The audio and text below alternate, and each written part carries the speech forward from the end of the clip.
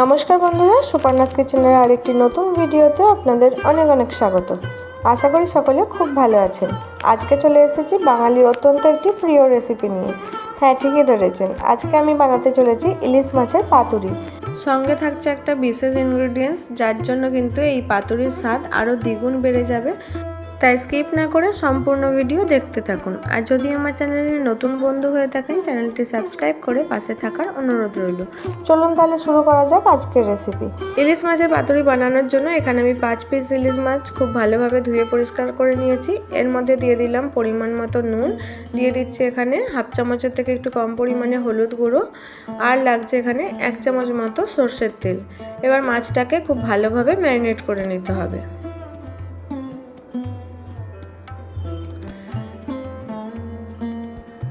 মাছটা খুব ভালোভাবে ম্যারিনেট করা হয়ে গেলে এইভাবে 10 থেকে 15 মিনিটের জন্য রেখে দেবো। চলুন এবার তাহলে একটা মশলা রেডি করে নেওয়া যাক। এখানে আমি নিয়ে নিচ্ছি 2 চামচের মতো নারকেল বাটা, আর লাগছে এখানে সরষে, পোস্ত আর কাঁচা লঙ্কা আমি পেস্ট করে নিয়েছি, সেটা এখানে 2 চামচ দিয়ে দিচ্ছি। আর যে স্পেশাল মশলাটার কথা বলেছিলাম সেটা হচ্ছে এখানে কাজু বাদাম বাটা দিলে কিন্তু ইলিশ মাছের স্বাদ আরও দ্বিগুণ বেড়ে যাবে। অবশ্যই একবার ট্রাই করে দেখতে পারেন। আর এখানে দিয়ে দিলাম হাফ চামচ পরিমাণে হলুদ গুঁড়ো, হাফ চামচ লঙ্কার গুঁড়ো, আর এখানে সবার শেষে দিচ্ছি 2 চামচ পরিমাণে সরষের তেল। যেহেতু কাঁচা লঙ্কা দেওয়া আছে, এবার লঙ্কাটা আপনারা কম বেশি করে নিতে পারেন। এখানে আমি সামান্য পরিমাণে জল দিয়ে মশলাটা রেডি করে নিয়েছি। এবার এখানে ম্যারিনেট করে রাখা মাছগুলো দিয়ে দিলাম। মাছগুলোর মধ্যে মশলাটাকে খুব ভালোভাবে কোট করে নিতে হবে। তারপরে এইভাবেই 10 থেকে 15 মিনিটের জন্য রেখে দেবো।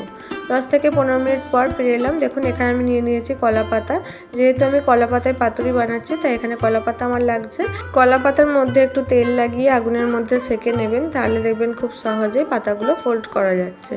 এখানে দেখুন 1 পিস মাছ দিয়ে তার মধ্যে কিছুটা গ্রেভি দিয়ে দিয়েছি, আর ওপর থেকে একটা কাঁচা লঙ্কা আর সামান্য পরিমাণে সরষের তেল দিয়ে ভালোভাবে সুতোর সাহায্যে আমি এটাকে বেঁধে দিচ্ছি। এইভাবেই প্রত্যেকটা পাতুরি আমাদের রেডি করে নিতে হবে।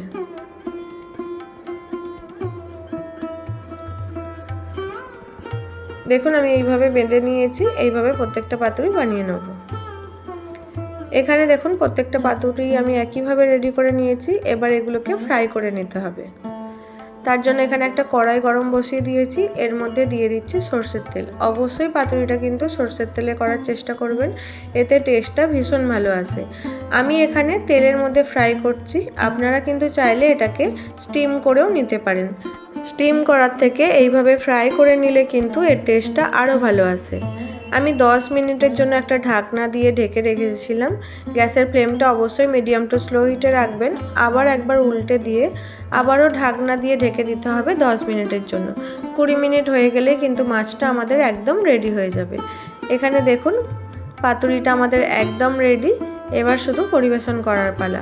চলুন তার আগে আপনাদের দেখিয়ে দিই পাতুরিটা কেমন হয়েছে।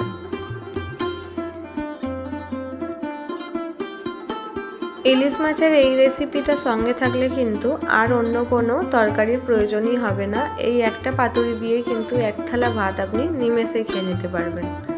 আপনাদের কার কার ইলিশ মাছের পাতুরি খেতে ভীষণ ভালো লাগে আমাকে কিন্তু কমেন্টের মাধ্যমে জানাতে ভুলবেন না। এই দেখুন মাছের গ্রেভিটা এখানে কত সুন্দর জমাট বেঁধে গেছে।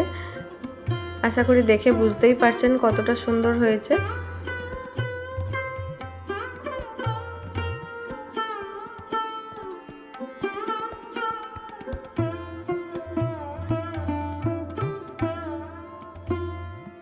চলুন মাছটা এবার আপনাদের একটু কেটে দেখিয়ে দিই। এখানে দেখুন মশলাটা কিন্তু মাছের গায়ে খুব ভালোভাবে লেগে আছে, আর মাছটা কিন্তু এখানে খুব সুন্দরভাবে সেদ্ধ হয়ে গেছে। আশা করি দেখে বুঝতেই পারছেন। আর এখানে গ্রেভিটাও দেখুন কতটা সুন্দর জমাট বেঁধে গেছে। অবশ্যই রেসিপিটা একবার বাড়িতে বানানোর অনুরোধ রইল। আর আজকের ভিডিও আপনাদের কেমন লাগলো আমাকে জানাতে ভুলবেন না। যদি ভালো লাগে একটা লাইক, শেয়ার, কমেন্ট এবং চ্যানেলটি সাবস্ক্রাইব করে পাশে থাকার অনুরোধ রইল। ফিরবো আবার নতুন কোনো ভিডিও নিয়ে। ততক্ষণের জন্য সুস্থ থাকুন, ভালো থাকুন, সঙ্গে থাকুন। ধন্যবাদ।